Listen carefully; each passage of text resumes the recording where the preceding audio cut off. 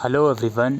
State bank of India ने probationary officer मतलब कि पीओ का जो रिक्रूटमेंट नोटिस है वो रिलीज़ कर दिया है। ऑनलाइन एप्लीकेशन इसके लिए स्टार्ट हो गए हैं। ये एप्लीकेशन फॉर्म 22 सितंबर से 12 अक्टूबर के बीच भरे जाएंगे। फॉर्म भरने से पहले आप लोगों से रिक्वेस्ट है कि जो ब्राउज़र है जिसका लिंक डिस्क्रिप्शन बॉक्स में आप लोगों को मिल जाएगा, इस ब्राउज़र को ज़रूर से रीड करें। इस फॉर्म के लिए अप्लाई आपको ऑनलाइन ही करना है। फ़ीस पेमेंट सब कुछ आपको ऑनलाइन मोड में ही पे करना है 12 अक्टूबर तक। ठीक है, इम्पोर्टेंट डेट्स पे हम नज़र डाल लेते हैं कि 22 सितंबर से 12 अक्टूबर तक ये फॉर्म चलेंगे। इसका जो प्रीलिम्स एग्ज़ाम रहेगा वो आपका दिसंबर में कंडक्ट होगा, 17, 18, 19 और 20 दिसंबर से। इसका रिज़ल्ट भी दिसंबर या जनवरी 2023 में आ जाएगा और मेंस एग्ज़ामिनेशन जनवरी 2023 या फरवरी 2023 में कंडक्ट होगा। इसके अलावा एक आपका साइकोमेट्रिक टेस्ट होगा जो कि फरवरी मार्च 2023 में कंडक्ट होगा। इंटरव्यू और ग्रुप एक्सरसाइज जो होगी वो भी फरवरी या मार्च 2023 में कंडक्ट होगी। और जो आपका कॉल लेटर रहेगा वो आपका नहीं, ये कुछ और चीज़ है। अगर आप प्रीलिम्स एग्ज़ामिनेशन की ट्रेनिंग लेना चाहते हो तो उसके लिए होता है, यानी कि जो बच्चे कंप्यूटर बेस्ड एग्ज़ाम से अवेयर नहीं होते उनके लिए ट्रेनिंग दी जाती है, मैंडेटरी नहीं होता। ठीक है, तो ये उसकी बात हो रही है। नंबर ऑफ़ वैकेंसीज़ की बात करें तो बैकलॉग वैकेंसीज़ भी हैं कुछ, और जो रेगुलर वैकेंसीज़ हैं वो भी आई हैं। तो यहाँ पे आप लोग देख सकते हो कैटेगरी वाइज वैकेंसीज़ आप लोगों के सामने है। टोटल जनरल कैटेगरी की 1600 वैकेंसी हैं और EWS की 160 हैं। सॉरी, माफ़ कीजिएगा दोस्तों, मैं गलती से कुछ और बोल दिया मैंने। टोटल कैटेगरी 1600 हैं, जिसमें जनरल कैटेगरी की आप लोग देख सकते हो 648 वैकेंसी हैं। EWS की 160 हैं, OBC की 432 हैं, बाकी SC ST की वैकेंसीज़ हैं रेगुलर। बाकी इसके अलावा बैकलॉग वैकेंसीज़ हैं जो यहाँ पे लिखी गई हैं, आप इसको चेक कर सकते हो। बात करते हैं इसकी एलिजिबिलिटी क्राइटेरिया की, और एक बात बहुत बिल्कुल केयरफुली सुन लीजिए। जो इसकी एजुकेशन क्वालिफ़िकेशन है वो आपकी 31 दिसंबर 2022 तक कंप्लीट होनी चाहिए। इसका सीधा सीधा मतलब ये है, अगर आपने फाइनल ईयर के एग्ज़ाम दिए हैं, आपका रिज़ल्ट नहीं आया है, तो भी आप इसमें अप्लाई कर सकते हो अगर आपका 31 दिसंबर 2022 तक रिज़ल्ट आ जाएगा। अब क्वालिफ़िकेशन क्या मांग रहे हैं ये भी देख लेते हैं। Graduation in any discipline from recognised university. ठीक है, those who are in final year or semester may also apply provisionally subject to the condition that if called for interview they will have a produce proof of having passed the graduation examination on or before 31st December 2022। और ऐसे student जिनके पास integrated dual degree है वो ensure कर लें कि जो date है आपकी डिग्री पास होने की वो भी 31 दिसंबर 2022 से पहले की हो। ठीक है भाई, तो इस चीज़ को आप ज़रूर से चेक कर लीजिए। बाकी इसके अलावा ऐसे कैंडिडेट जिनके पास मेडिकल या इंजीनियरिंग की डिग्री है या फिर CA चार्टर्ड अकाउंटेंट या कॉस्ट अकाउंटेंट की डिग्री है वो भी अप्लाई कर सकते हैं। यानी कि खुश हो जाइए, कुल मिलाकर कहने का मतलब ये है।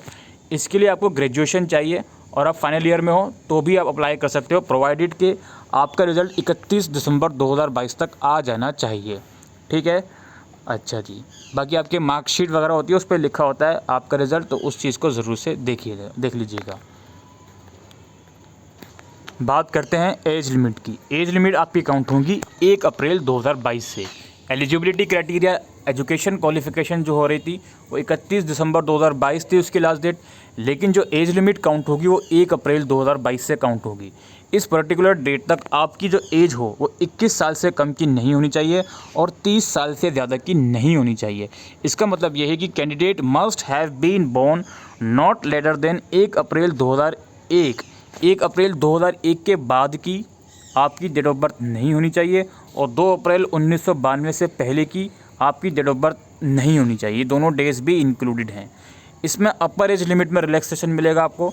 यहाँ पे आप लोग देख सकते हो SC ST को 5 साल, OBC को 3 साल, बाकी PWD को यहाँ पे रिलैक्सेशन मिलेगा। और PWD के अंदर अगर कोई रिजर्वेशन भी है तो उसका आपको रिलैक्सेशन अलग से मिलेगा। ठीक है जी, इनके लिए एज लिमिट्स का अगर आप एज रिलैक्सेशन का बेनिफिट लेना चाहते हो तो रिक्वायर्ड डॉक्यूमेंट जो होता है वो आप लोगों के पास होना चाहिए। ठीक है, तो ये एजुकेशन क्वालिफ़िकेशन और एज लिमिट की बात हो गई। इसके बाद बात करते हैं सिलेक्शन प्रोसेस की। तो जो सिलेक्शन होगा प्रोबेशनरी ऑफिसर्स में वो 3 फेजेस में होगा आप लोगों का, यानी कि जो सिलेक्शन क्राइटेरिया उसके 3 फेजेस से आपको गुजरना पड़ेगा। फेज़ 1 आपका प्रीलिम्स एग्ज़ाम रहेगा जो कि ऑब्जेक्टिव टाइप क्वेश्चन रहेगा 100 मार्क्स का, जो कि ऑनलाइन मोड में होगा। इसके अंदर 3 सेक्शन होंगे, हर सेक्शन की अलग अलग टाइमिंग है। इंग्लिश लैंग्वेज से 30 क्वेश्चंस हैं, क्वांटिटेटिव एप्टीट्यूड और रीजनिंग एबिलिटी के जो सेक्शंस हैं उनसे 35-35 क्वेश्चंस पूछे जाएंगे। टोटल 100 क्वेश्चंस ही हो गए, 100 मार्क्स के हो गए, लेकिन हर एक सेक्शन के लिए डिफरेंट टाइमिंग है 20-20 मिनट की। टोटल आपका 1 घंटे का ये एग्ज़ाम हो गया। अब इसके बाद जो मेंस एग्ज़ाम होगा, ये प्रीलिम्स एग्ज़ाम थी, अब जो मेंस एग्ज़ाम होगा उसका सिलेक्शन क्राइटेरिया क्या है। Category wise merit list will be drawn on the basis of aggregate marks scored in prelims. There will be no section wise cut off. Candidates numbering 10 times approx the number of vacancies in each category will be shortlisted for mains examination. कहने का मतलब ये है कि prelims exam के total, यानी कि section wise नहीं, टोटल तीनों सेक्शंस को मिला के जो स्कोर्स होंगे उसके स्कोर्स के बेसिस पर मेंस एग्जामिनेशन के लिए कैंडिडेट्स को शॉर्टलिस्टेड करा जाएगा। और मान लीजिए अगर आपकी किसी कैटेगरी में 100 वैकेंसीज़ हैं तो टोटल 1000 कैंडिडेट को मेंस एग्जामिनेशन के लिए शॉर्टलिस्टेड करा जाएगा। मेंस एग्जामिनेशन जो होगा ये ऑनलाइन होगा, जो अगेन ऑब्जेक्टिव टाइप टेस्ट होगा 200 मार्क्स का, और इसमें डिस्क्रिप्टिव टेस्ट भी होगा 50 मार्क्स का। यानी कि जो मेंस एग्ज़ाम है फेज़ 2 है, इसमें एमसीक्यू भी है 200 मार्क्स का और डिस्क्रिप्टिव पेपर भी है 50 मार्क्स का। Descriptive test will be administered immediately after conclusion of objective test and candidate will have to type the descriptive test answers on the computer. ठीक है जी, डिस्क्रिप्टिव टेस्ट जो है ये भी कंप्यूटर पर ही होगा, वहाँ पे आपको टाइप करके लिखना पड़ेगा जी। और ये ऑनलाइन एग्जामिनेशन जो फेज़ 2 का होगा, सॉरी मेंस एग्जामिनेशन जो होगा उसके बाद ही ये कंडक्ट होगा। तो ये जो आपका ऑब्जेक्टिव टेस्ट है फेज़ 2 के अंदर, ये टेस्ट आपका 3 घंटे का है, जिसके अंदर 4 सेक्शन रहेंगे 200 मार्क्स की, और सेक्शन की अलग अलग टाइमिंग है। जैसे यहाँ पर आप लोग देख सकते हो, रीजनिंग एंड कंप्यूटर एप्टीट्यूड के 40 क्वेश्चन 50 मार्क्स के 50 मिनट के, डेटा एनालिसिस एंड इंटरप्रिटेशन के 30 क्वेश्चन 50 मार्क्स के 45 मिनट के, जनरल इकोनॉमी बैंकिंग अवेयरनेस के 50 क्वेश्चन 60 मार्क्स के 45 मिनट के, और इंग्लिश लैंग्वेज के 35 क्वेश्चन 40 मार्क्स के 40 मिनट के। इसके अलावा फेज़ 2 का यानी कि प्रीलिम्स एग्जामिनेशन का जो सेकंड पार्ट है, जो कि डिस्क्रिप्टिव पेपर है, उसमें इंग्लिश लैंग्वेज का आपके पास होगा, लेटर राइटिंग आपको लिखनी पड़ेगी और ऐसे लिखना पड़ेगा। 2 क्वेश्चन रहेंगे 50 मार्क्स के, यानी कि 30 मिनट का ये हो गया। तो इसी तरह से पूरा 250 मार्क्स का ये फेज़ 2 का एग्ज़ाम हो गया। सॉरी मेंस एग्ज़ाम 250 मार्क्स का है, जिसमें से 200 मार्क्स ऑब्जेक्टिव टाइप क्वेश्चन के और 50 मार्क्स डिस्क्रिप्टिव टाइप क्वेश्चन के हैं। Penalty for wrong answer applicable to both prelims and mains examination, यानी कि गलत आंसर अगर आप दोगे तो 1/4 ऑफ द मार्क्स आपके डिडक्ट कर दिए जाएंगे। ठीक है, जैसे फॉर एग्जांपल यहाँ पे मेंस एग्जामिनेशन में रीजनिंग वाले क्वेश्चन 40 क्वेश्चन 50 मार्क्स के हैं, तो इसका 1/4 डिडक्ट कर दिया जाएगा आपका। इसको कैलकुलेट कर लो कि 40 क्वेश्चन अगर 50 मार्क्स के आ रहे हैं तो एक क्वेश्चन कितने मार्क्स का हो रहा है, उसमें से 1/4 डिडक्ट कर दिया जाएगा, दैट्स इट। ठीक है जी, इस चीज़ को आप लोग देख लीजिएगा। ये हो गया, और ये दोनों सेक्शन के लिए प्रीलिम्स में भी और मेंस में भी नेगेटिव मार्किंग दोनों में रहेगी। और दोनों की जो कट ऑफ रहेगी सेक्शन वाइज कट ऑफ किसी की नहीं है, दोनों की जो कट ऑफ है वो एग्रीगेट रहेगी। इसका कहने का मतलब ये है, मान लीजिए ये 4 सेक्शन है, मान लीजिए आपके इंग्लिश में 0 मार्क्स आए, कट ऑफ इनकी बनी 450, आपकी 450 मार्क्स इन तीनों को मिला के आ रहे हैं। मैं एक एग्जांपल दे रहा हूँ, आप ये मत बोलेगा सर 450 मार्क्स का टेस्ट ही नहीं है, जस्ट एक एग्जांपल दे रहा हूँ। कट ऑफ गई है 450 और आपके इंग्लिश सेक्शन में 0 मार्क्स हैं, बाकी तीनों सेक्शन में मिला के 450 आपके भी बन रहे हैं, तो आप भी शॉर्टलिस्टेड करे जाओगे। यानी कि कहने का मतलब ये है सेक्शन वाइज कट ऑफ नहीं आएगी। सिलेक्शन क्राइटेरिया फॉर फेज़ 3, अब फेज़ 3 के लिए क्या सिलेक्शन क्राइटेरिया वो समझते हैं। Category wise merit list will be drawn on the basis of aggregate marks scored in phase 2. There will be no section wise cutoff.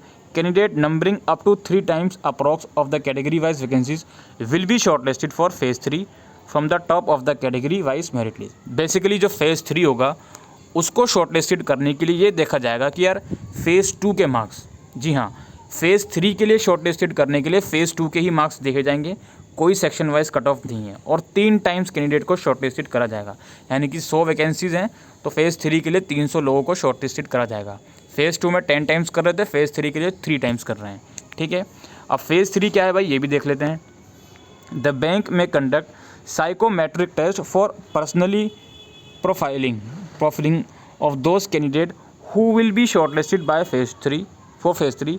Finding of the test may be placed before the interview panel for having a thorough perspective on the candidate. ये जो test रहेगा ये आपका group exercise होगी, इसमें interview रहेगा। Total 50 marks का ये टेस्ट है।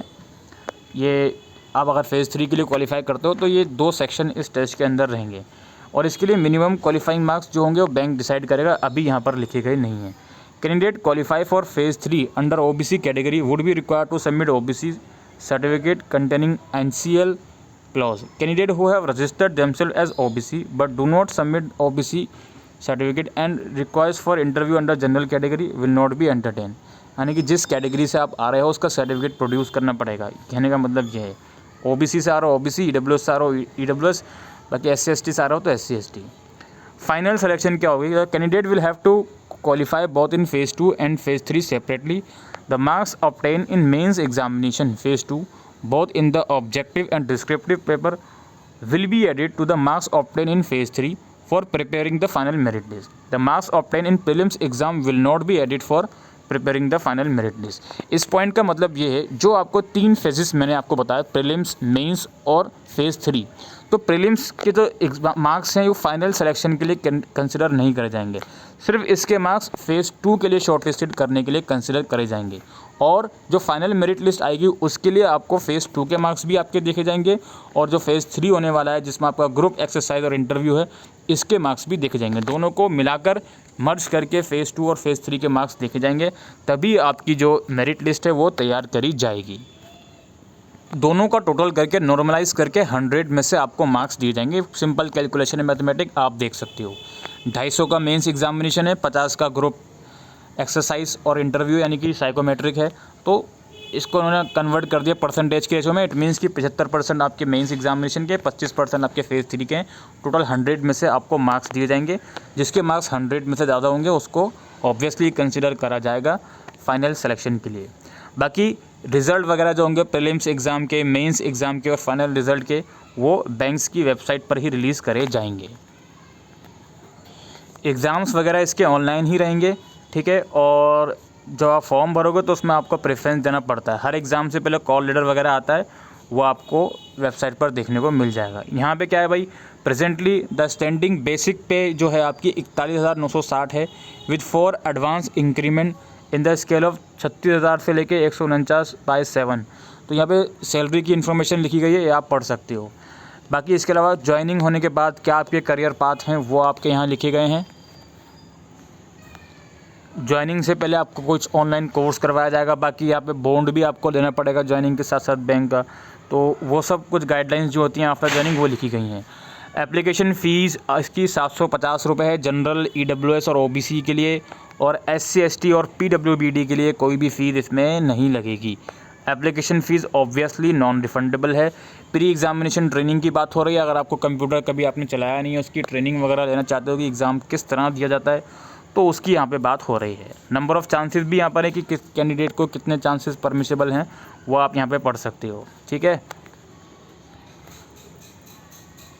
हाउ टू अप्लाई आपको ऑनलाइन करना है, डेट्स आपको मैं बता चुका हूँ और गाइडलाइंस लिखी गई हैं ऑनलाइन एप्लीकेशन फॉर्म की, तो ये आप ज़रूर से पढ़ लीजिएगा। पेमेंट वगैरह, डॉक्यूमेंट खासकर अपलोड करने की, left hand thumb impression, photograph, signature, इनको अपलोड करने की गाइडलाइंस ज़रूर से आप पढ़ लीजिएगा अप्लाई करने से पहले, सो दैट फॉर्म आपका एटलीस्ट रिजेक्ट तो नहीं हो कम से कम। बाकी यहाँ पे जनरल इन्फॉर्मेशन है, कोई इनडिसिप्लिन आप करते हो तो आपके अगेंस्ट एक्शन लिया जाता है। एग्ज़ाम सेंटर्स की यहाँ पे लिस्ट मेंशन है कि कहाँ कहाँ पर ये एग्ज़ाम्स कंडक्ट होंगे, इसको आप ज़रूर से पढ़ लीजिएगा। तो आई होप दोस्तों आपको आज की ये वीडियो यूज़फुल लगी हो, तो वीडियो को शेयर करिएगा। कुछ क्वेरीज हों तो कमेंट सेक्शन में लिख के पूछ सकते हैं। अभी के लिए वीडियो में इतना ही, थैंक यू।